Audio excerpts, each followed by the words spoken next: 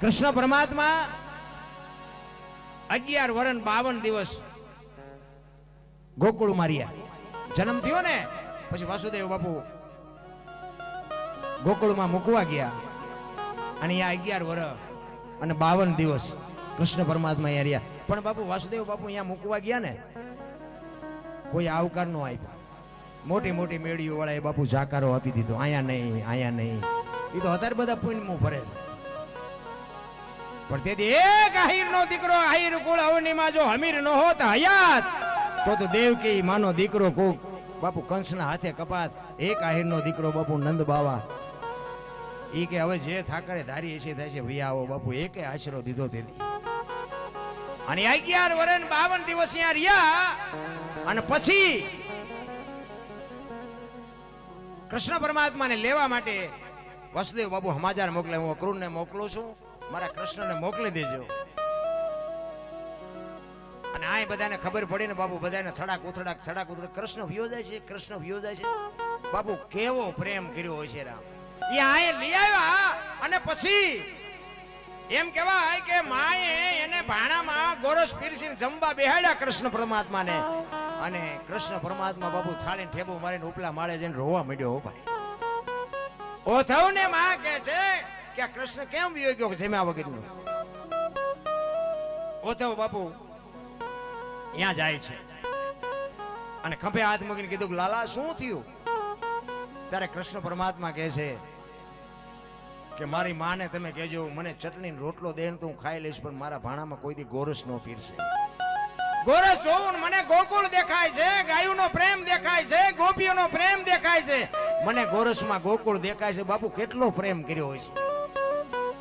અવારનવાર પ્રેમની વાત સાંભળે ને ઓધવજીને એમ થયું કે એકવાર ગોકુળમાં આટો તો મારું. આટલો બધો ખરેખર પ્રેમ કરતા છે. અને ઈ ઓધવજી આવે અને આવ્યા ને ઈ ગામના ઝાપાની અંદર ગીર્યા અને 2-3 ગોપીઓ પાણી ભરવા આવતી હતી ને એને કીધું કે નંદ બાવાના નેહડે જવું છે, ક્યાંથી જવાય? એટલે દીકરીઓ પૂછે છે ક્યાંથી આવો છો? તો કે મથુરાથી આવીશ. તો કે ઓલા કાળિયા મોકલ્યા છે ને? તો કે હા. તો કે નથી કેવું. ઓધવજી આગળ જાય છે અને 2-3 દીકરીઓ બાપુ ધોળમાં ચિત્ર બનાવે છે. એ ધોળમાં ચિત્ર બનાવે કૃષ્ણ પરમાત્માનું ચિત્ર. બાપુ વાંકડિયા વાળ, હાથમાં વાંસળી અને એ બાપુ નાનું એવું શરીરને મસ્તીનો કાનુડો દોર્યો પણ પગ નો દોર્યા. અને દીકરીઓ હાલતી થઈને ઓધવજી કહે છે કે એ દીકરીઓ આ ચિત્ર કેમ અધૂરું મૂક્યું? આના પગ તો બનાવો. તો કે પગ હતો એટલે તો ભાગી ગયો, પગ નથી બનાવવા. ચિત્ર ઉપર જો બાપુ આવડો ભરોસો હશે તો કૃષ્ણ ઉપર કેટલો પ્રેમ હશે મારા રામ. અને પછી આગળ જાય ને ત્યારે બીજી ગોપીઓ મળે છે અને કીધું કે મારે નંદ બાવાના નેહડે જવું છે. પછી ગોપીઓ કહે છે કે આ જે પાણીનો ધોરિયો છે ને એ ધોરીએ હલા જાઓ. એ નંદ બાવાના નેહડે ધોરિયો જાય છે, પણ એમાં કે આંગળી નો બોલતા, પગ નો બોલતા અમારી ગોકુળની ગંગા છે. હે કે ગોકુળની ગંગા છે કે ગંગા અહીં ક્યાંથી? એ કે કૃષ્ણ પરમાત્મા અહીંથી ગયો ને તે દુનિયા ગોપીઓ રોવે છે, ગાયોનો પ્રેમ રોવે છે, આખી વસ્તી રોવે છે, નંદ બાવા રોવે છે, એનો નેહડો રોવે છે. અને એ બધાના આહુડા ભેળા થઈને આ અમારી ગંગા છે, આમાં ન બોલતા. બાપુ ઓધવ ત્યાંથી પાછો વળી ગયો કે આનો પ્રેમ હું ન જોઈ શકું. એટલા માટે બાપુ ભગાચારાને બાપુ વાણી લખવી પડે કે મારા ઓધાને વઢીને કહેજો. વાણી એમનામ ન થાય. માને તો મનાવી લેજો, એ ઓધાજી મારા વાલાને વઢીને કહેજો. એ કે વઢજો પણ એ કે માપે માપે હો, એને કે બહુ હેરાન ન કરતા. કેટલો પ્રેમ હશે મારા રામ. આ તો તમને મને તો બાપુ પીડા થાય ને તે બધી ભક્તિ હુજે છે. બાકી અંતરથી બાપુ જેની વેદના છે ને એની મારો નાથ બાપુ આજે સાંભળે ન સાંભળે એવું નથી. સંતાનને બાપુ પહેલ પાડજો એમ મારો કહેવાનો. એક મંદિરે જાતા શીખવો, મા બાપને પગે લાગતા શીખવો. કોઈ આપણા ઘરે સાધુ સંત આવ્યો હોય તો પગે લાગતા શીખવો. આ કઈ હું પાવરની વાત નથી કરતો. બાકી હું ઘરે હોય ને તમને આવકાર આપું ને કઈ બહુ મોટી વાત ન કહેવાય, પણ આપણી ઘરે હાજરી ન હોય જો બાપુ મહેમાન ગતિમાં ખામી પડે તો આ ભક્તિ કરવાની જરૂરી ક્યાં હતી? ભલા મારા ફોરડા જેવડા છોકરા છે ને એ તમે આવો ને જો તમને જય માતાજી ન કરે ને તો મારા ભજનમાં ધૂળ પડી. ભલા મને આ તો પેટ આપણે પાડવાના હોય. સંસ્કાર જો બજારે મળતા હોત ને તો આ પૈસા વાળા આપણા હાટું કઈ ન વધવા દે. પૈસા વાળા છોકરા ઉભા વાંડા જેવા રખડે 45 વર્ષથી. આપણે દીકરા જેટલા કે લગ્ન જ નથી થયા, દીકરીઓ નથી દેતા. શું પૈસા ગુડવા છે? સંસ્કાર. મહાપુરુષો એટલા માટે કહે છે કે સંપત્તિની જરૂર નથી, સંસ્કારની જરૂર છે. સંસ્કાર અને સંપત્તિની આખી વાત છે ને જુદી છે. સંસ્કાર હોય ને તો વહેલી મોડી સંપત્તિ આવે, સંપત્તિ હોય તો વહેલા મોડા સંસ્કાર આવે એવું ન હોય. આ લંકામાં આવ્યા ઠેઠ સુધી આખી દુનિયાને ખબર છે કેમ ન આવ્યા. અને બહાર ગામ જાઓ ને બાબુ, તમારી સંપત્તિ ચોરાઈ જાય, સંસ્કાર કોઈ દી ચોરાય નહીં. અને આ દુનિયા છોડીને તમે જાઓ ને તેથી તમારા સંસ્કાર ભેળા આવે, સંપત્તિ ભેળી ન આવે. સંપત્તિ જુદી બાબત છે, સંસ્કાર જુદી બાબત છે. પૈસાની જરૂર પડે, મારે જરૂર પડે. આ હમણાં કહેતા હતા ને પૈસા આવડે અમને લેવા નથી, લેવાના જ છે. નથી શું લેવાના? ચોખીન ચટ વાત નગર તો અમારા છોકરા શું ખાય? પણ અહીં જે આવે ને એ ગાયો માટે છે. અહીંયા જે વરો ને એ ગાયોના. જોકે તમારા અહીંયા ઘણા બધા પ્રોગ્રામ કર્યા, તમારા બધાનો આ પૂનદાનમાં જબરજસ્ત ફાળો છે. હું તમને સલામ કરું છું. ખરેખર હું જો વખાણ કરવા નથી આવ્યો, એક વાત તમને કહું. રામા મંડળ છે, તમારા માતાજીના મંડળ છે, ભજનમાં જે કાંઈ પૈસા આવે આ હીરાભાઈના, મહાદેવભાઈના બધા ઘણી વખત બોલાવે. અને આ જે કાંઈ પૈસા આવે એ ગાયોના ઘાસચારામાં, પારેવાની જાહેરમાં ખરેખર ધન્યવાદને પાત્ર. આ બાબુ આ તમારો મારો જે દહમો ભાગ કંઈક નીકળે છે ને એ તમારી મારી ઉન્નતિ છે, એક લખી લેજો. બાકી આપણા ઘરમાં ભર્યું એ બધું આપણું છે, વ્યામમાં ન રહેતા ને કે દવાખાને દી આવવા પડશે. એટલે ધન વધે ને તો ધર્મ વધે, ને ધર્મ વધે પછી મન વધે, ને મન વધ્યા પછી બધા એમાં માન વધે. એ બધું વધત જાય. પછી ધન ઘટે તો ધર્મ ઘટે, ને ધર્મ ઘટ્યા પછી મન ઘટે. એ મન ઘટ્યા પછી બધા એમાં માન ઘટે. એ ઘટત જાય. જે કાંઈ ઈશ્વર અપાવે, ફૂલ નહીં તો ફૂલની પાંખડી, બધા વરજો. અને તમારી જેવી મોજ હશે એવો આપણે આનંદ કરાવશું. સંતો વાણીમાં ખૂબ બધી આપણને શાન કરી છે. પણ આ સંસ્કારની જે મેં વાત કરી ને એ સંસ્કાર માટે બાબુ સારી માં જ હોય. સારી જનેતા વગર બાપુ સારા સંતાન કોઈ દી ન થાય. ધરાવીને ધાનનો નીપજે, કોડવીને માડુનો હોય, જેહળ જખરા નીપજે, જેની જનેતા હોથલ હોય. એક જંગલમાં રખડતા હરણાને એક કવિ પૂછે છે કે તમે આટલું બધું કેવી રીતે દોડી શકો છો? હરણાને કવિ પૂછે છે. અને હરણાનું બચ્ચું હતું ને એને કવિરાજને કીધું કે અમે આટલું બધું કેવી રીતે દોડી શકી છીએ, તમારે સાંભળવું છે? તો કે હા. અને એ બચ્ચું તેથી બાપુ કવિરાજને જવાબ આપે છે, કવિરાજ મારી માના પેટમાંથી હું બહાર પડ્યા પછી મારી માના ધાવણની શેડી એક મારા મોઢામાં પડી જાય ને પાણી પતા ઘોડા મૂકી દેજે, જો આંબા દઉં તો મારી માનું ધાવણ લાજે. આ સંસ્કાર દેવાની જરૂર છે. રામ વહુ હારો ભેગા પાણી પૂરીઓ ખાતા હોય ત્યાં પરજા ચીવી થાય. હે અરે અમુક તમે જોવો તો વાણંદ પાસે જો ખોટું લાગે તો ભાઈ બીજી વાર ન બોલાવતા, બાકી સત્ય તો કહેવું જ પડે. વાણંદ પાસે જઈને બેનું વાળ કપાવે, દી નથી ઉઠી ગયો. આવડા હોય આમ તમે જો ખીલકોડીના પૂંછડા જેવા આમથી આમ ને આમથી. અરે તારો વેતો પાછી ઉગાડા માથે રખડતી હોય.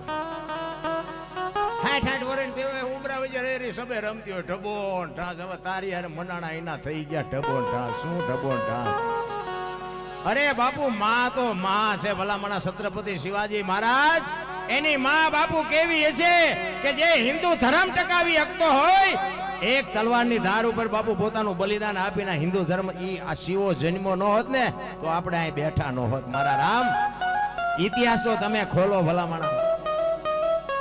અરે ખાવ પીવો મોજ. બંગડીયું નહીં પહેરવાની ફેશન. હવે બંગડીયું કોણ ન પહેરે આખી દુનિયાને ખબર નથી. ફેશન તમે જુઓ તો ચંપલ લીલા, કપડા લીલા, નખરંગિયા હોય લીલા, સાંડલો લીલો, હાથો જ લીલો પહેરો. આપણે એમ ધરોડી ઉગી. અરે શું ફેશન ભલા મણા.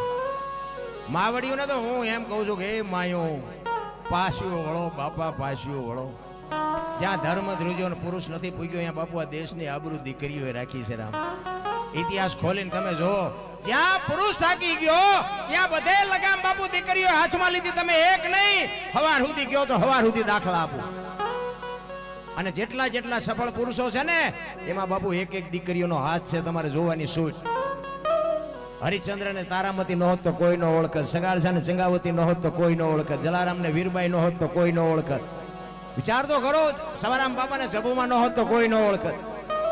દેવદાસ બાપુ ને અમરમાં ન હોત તો કોઈ ન ઓળખત. એક એક ભગવતીનો હાથ છે. અખિલ બ્રહ્માંડ નો માલિક જેથી બિલખાના પાદરમાં આવ્યો એક વાણિયાના ઘરે અને દીકરો કપાયો ને પછી ન ખાધું ને, ઇતિહાસ લાંબો છે ટૂંકામાં કહું, એ દીકરો ન ખાધો ને થાળીને ઠેપુ મારીને ઉભો થઈ ગયો કે તમે વાંજિયા થઈ ગયા, અને ભાઈ સગાળસાની માથે હાફ ફાટ્યો, અરે તારી ભલી થાય, અને દીકરો કપાયો ને હવે એમ કહે છે કે મારે ખાવું નથી.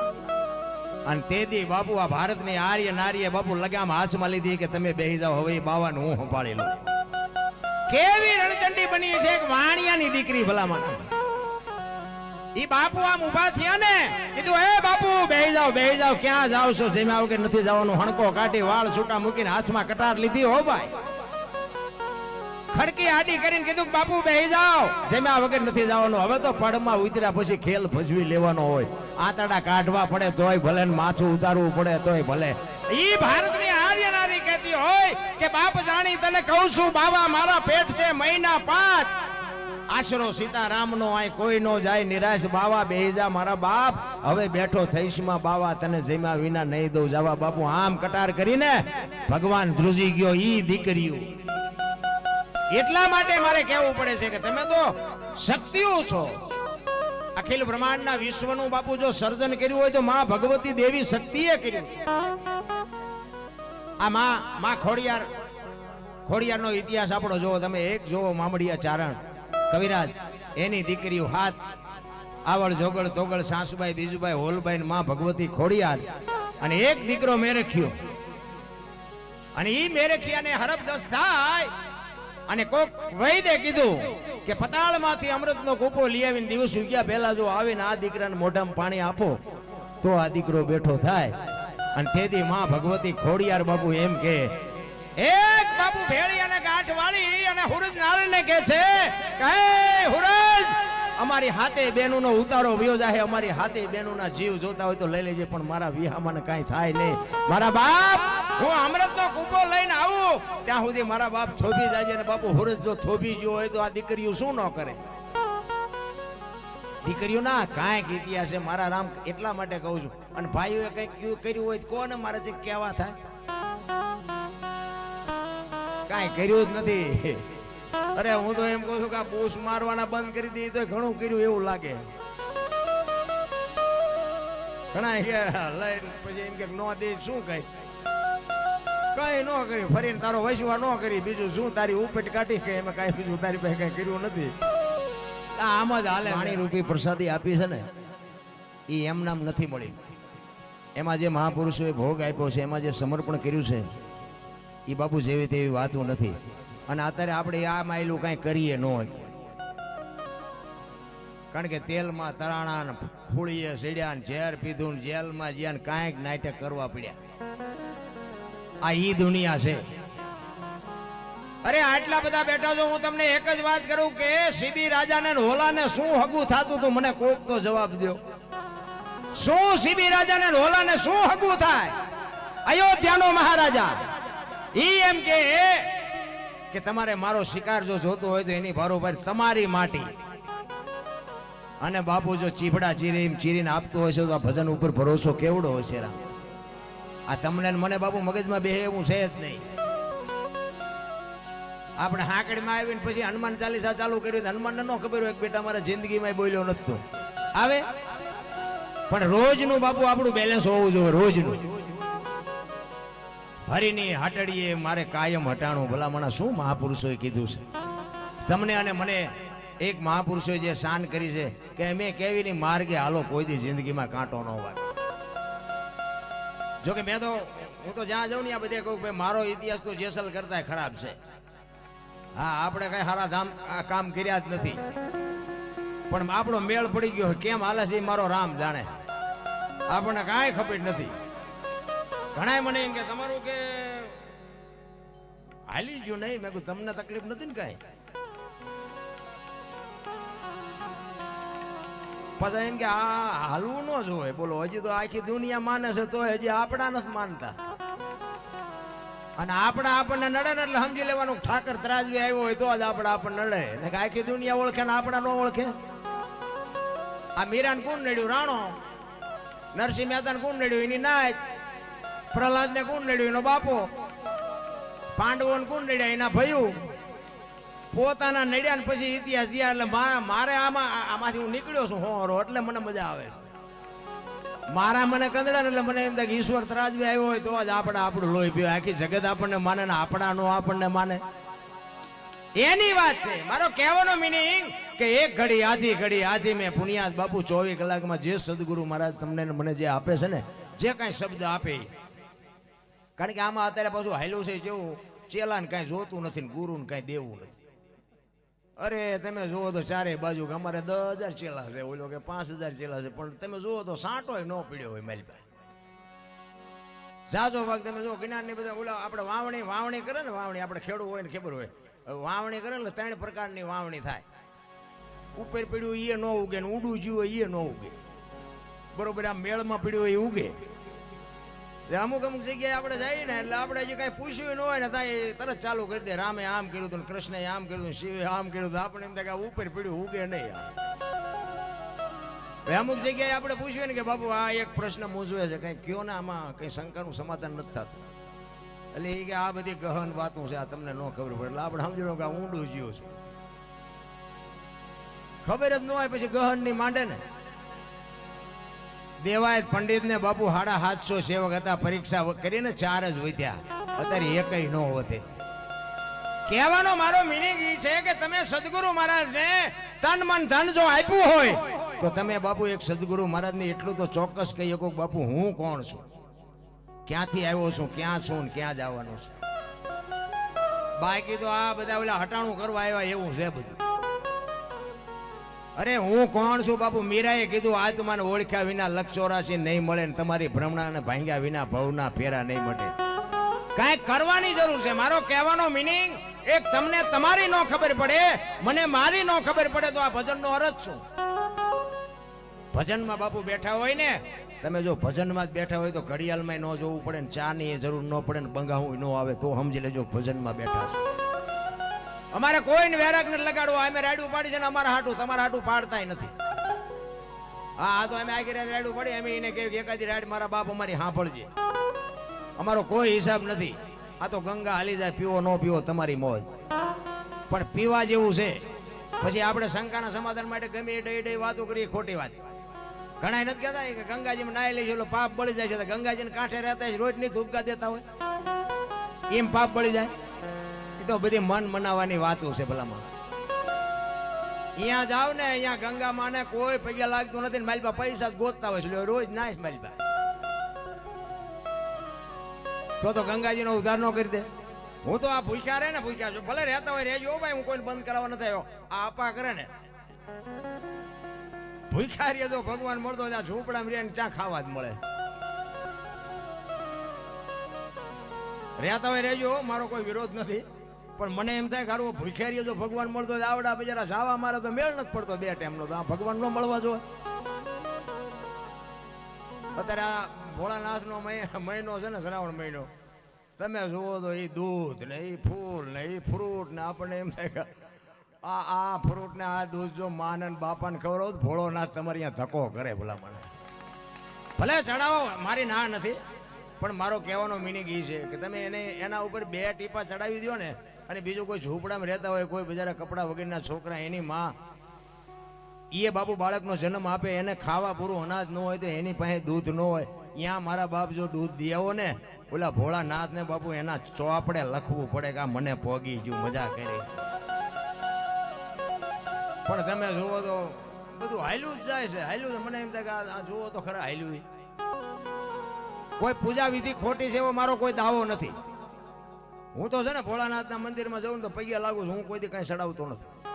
તોય ભોળાનાથ બાપુ મારી ભેળો છે. આ તમે સાંભળો છો, મેં ક્યાં પૈસા દીધા છે? હું ઉપર છું, તમે હેઠા બેન સાંભળો છો. આ ઈશ્વરની કૃપા નથી, બીજું શું છે? ઘરે આપણે જીવતા જાગતા મા બાપ છે ને બાપુ ભોળાનાથ જ છે, એને સાચવો ને બાપુ ભોળાનાથને નોંધ કરવી પડે.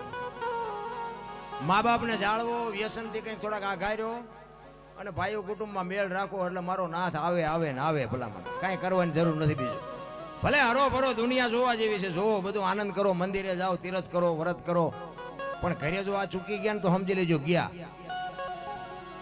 અત્યારે ભોળાનાથ નો શિવલિંગ ઉપર આખી દુનિયા બીલીપત્ર ચડાવે, ફૂલ ચડાવે, દૂધ ચડાવે, ગંગાજળ ચડાવે. કોઈએ કીધું એકો 35 વાળો માવો ચડાવવો છે? કોઈએ કીધું એક કોથળી ચડાવી છે? આપણે બેહાર્યો છે ને એ ભોળાનાથ ને, આપણે બેહાર્યો છે. છતાંય તમારો ને મારો અંદરથી આત્મો એમ કે છે કે આ ઈશ્વર છે. ઈશ્વર ઉપર આ વસ્તુ ન ચડાવાય. તો આ જીવતું જાગતું મારા બાપ ઈશ્વરે જે શિવલિંગ આપ્યું છે એની માથે આપણે શેનો અભિષેક કરી છે તો કઈક જોવું જોઈએ ને. અમારે તો અહીંયા બાપુ હો વીઘા પી ગયા. અને એ વેગીને એ જમીનમાં અત્યારે પૈસા ચડાવીને નાકા વાળે. બોલો આ તમારી જ હતી. અને પીધેલા તો બાપુ તમે મજા આવે હો, પીધેલા હોય ને યાર મજા આવે. હા એ આપણે એમ કે મોદી સાહેબ નું કામ હોય કેજો. આપણે ફોન કીધું ના તું ઘર ભેગો થઈ જાય, અમારે મોદી સાહેબ નું કઈ કામ નથી. પુષ્કોટ ખંભે નાખ્યો હોય ને ઘરે આવે ને ઓસરી રેરિયા રાયડું પાડતા હોય, રોટલા ને મોડું થયું મારી નાખી. તું બીજું કહે શું ભલા માણસ? પછી છોડીને આવડે નહીં સાનકી છોકરા રે નહીં સાના હાથ વચ્ચે ઘર ભાંગે પછી કપ પડે ગઢી માના. હવે જ મેં બંધ કરી દીધો, બંધ જ કઈ ને બેટા મારા. હવે કોઈ રોટલો દે એવું નથી અને દીકરી દે એવું નથી. પોણી ઉંમરે પોઈ ગયો તું. તારે વહેલા સુધરી જઈ તો. અરે આ દુનિયામાં બાપુ ખાવા પીવાની વસ્તુ ક્યાં થોડી છે? 900 રૂપિયાની કિલો બદામ છે ને તમાકુના 3000 રૂપિયા છે. બોલો પણ તમાકુ ઉપડે એટલે બદામ નથી ઉપડતી. ચોખ્ખું ઘી બજારમાં વેચવા નીકળો ન ખપે. ઓલા દારૂ બાવળિયા વેચે તોય ખપી જાય. પીપડા પાછા ઓલો 2 કિલો નથી ખપતું. ઓલા પીતા હોય ને એમ કે ગાતો થોડોક મોડો જો ન મળ્યો એટલે 3-4 પીપડા ફેરા તને ન મળ્યું. અરે જોવો તો ખરા ખોટું હાલે. તમારો ને મારો બાપુ આ દેહ એક અમૂલ્ય દેહ મળ્યો છે. હું તો એમ કહું એક આપણી ભેંસ હોય ગાય હોય ને અંધારી ઓરડીમાં બાંધી દેજો. આમ કાળી રાત હોય ને ત્યાં બાંધી દેજો અને એક એમાં ગદબના રજગાની એક બસ ભરીને એમાં નાખજો અને એમાં એક આંકડાનું પાન ભેગું નાખજો. સવારે તમે ગમાણીમાં જોવો ને એ રજકો ખાઈ ગયો પણ આંકડાનું પાન ન ખાધું. એને ખબર છે કે શું ખવાય ને શું ન ખવાય. બોલો માણાને ખબર નથી.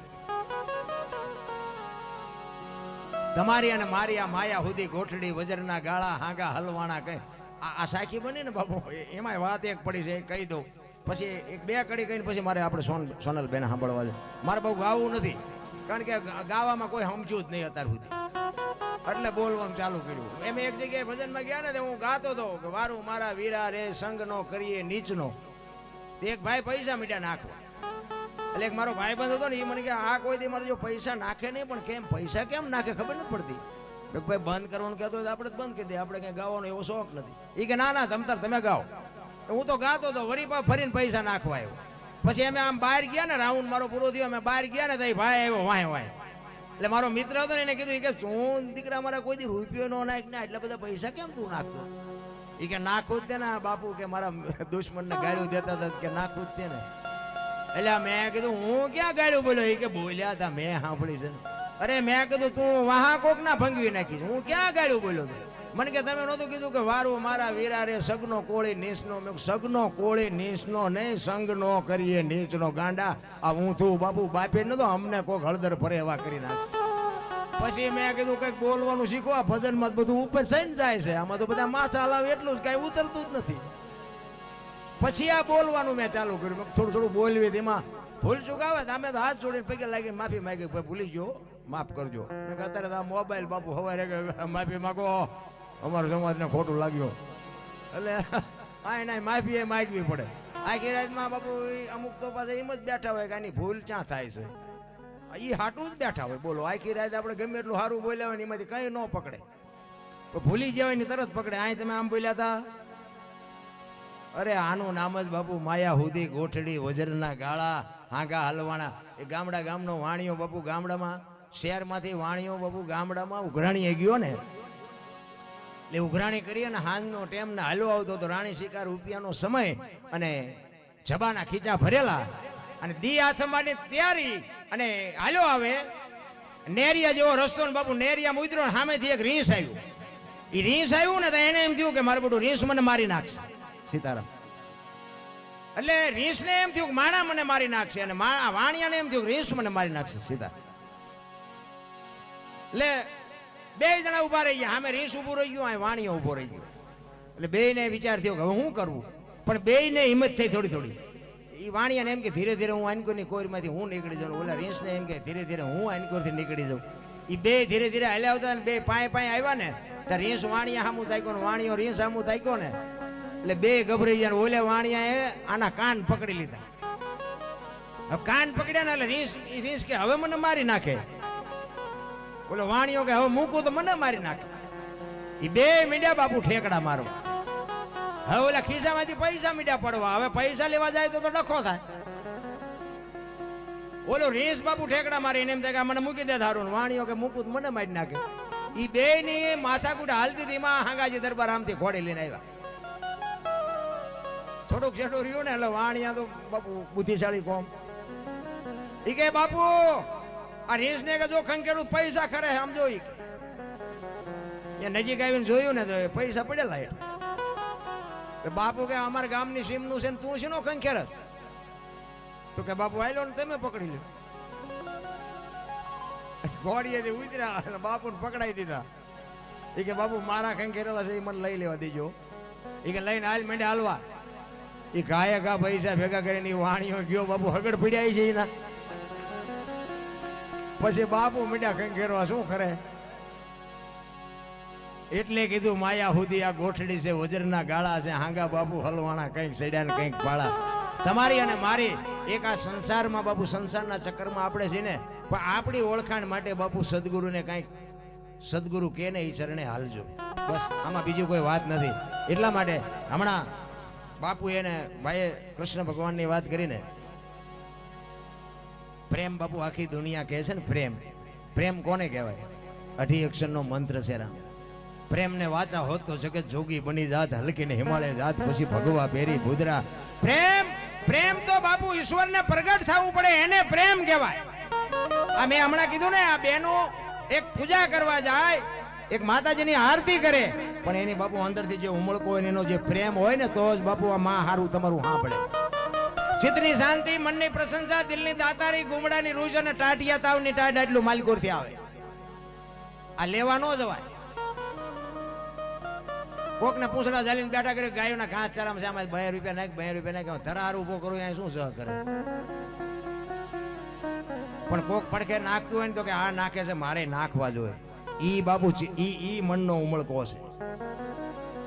બાકી તો નગર આટલું પબ્લિક છે બાપુ, આ સ્ટેજ નો ઢાંકી દીધો હોય એટલે હોય તો જો, બાકી કાંઈ બહુ મહેનત ન કરતા. જોકે અવારનવાર પ્રોગ્રામમાં પૈસા તો આવે છે, પણ હું તો આનંદ કરાવું છું, કોઈ ખોટું ન લગાડતા.